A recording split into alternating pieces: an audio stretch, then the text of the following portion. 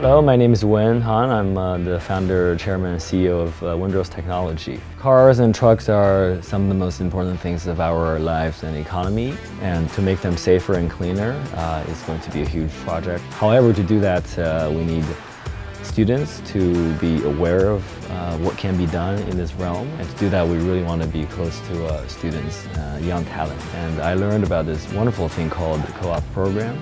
I thought that was an amazing thing that students can do, learning from school but also experiencing real world life and work at the same time. So that's really what got me excited about this Kettering University program.